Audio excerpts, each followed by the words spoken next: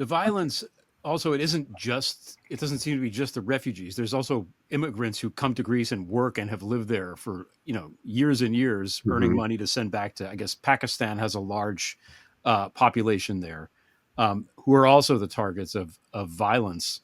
What, the one of the big takeaways from the book is how, first of all, how just horrible the people are doing the violent acts. Just, in the middle of the night, there's a lot of knives involved, and really just beating people over the head with things, and it's just bad from that standpoint. But also that there's no legal recourse. Like the police just, either if they're not participating in it on their off hours, are just like, yeah, we're not going to get involved with that. We're not going to bother.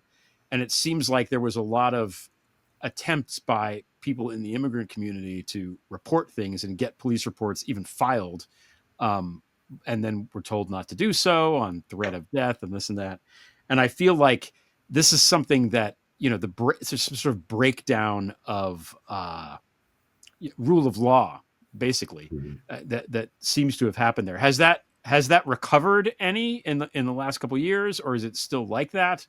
Um, and do you see, what are the warning signs of that here? Because we here in the United States, we haven't hit that point yet, but if things continue apace, it's coming. So, Yeah, during that first really heavy period of violence, um, there were people who told me at police, somebody used to call the police, for instance, to complain about noise or whatever. Like if they had a Pakistani neighbor, they would call to complain about noise or something. The police would say, "Oh, it's a migrant. You should call the local Golden Dawn office instead. They'll be faster than we are." Whoa. And one of the reasons that people were scared to report hate crimes to police at that time, especially in that period from 2010 to 2013, was that they could go into a police station to report a hate crime and end up in the deportation system, or end up in a deportation cell, or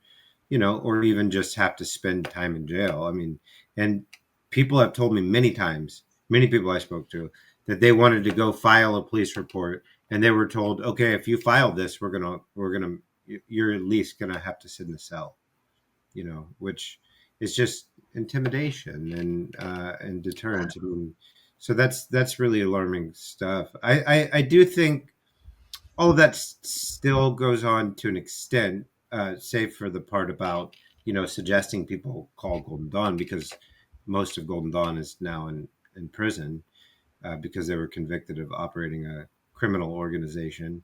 Okay. But I want to yeah, ask you about that. Go ahead, but I want to yeah. ask you about that. We'll come back to that.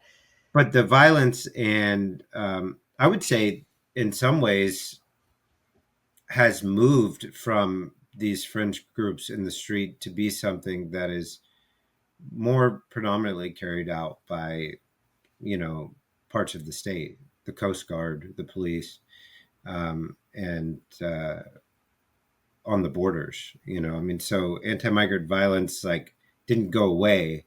There's not you know the same, what were effectively lynch mobs, um, nearly as often, or even very much at all now. But it's almost more alarming to me that you But the know state is doing its own yeah, version of it. the Coast Guard is abandoning people at sea, or pushing them back Mm. into international waters or whatever.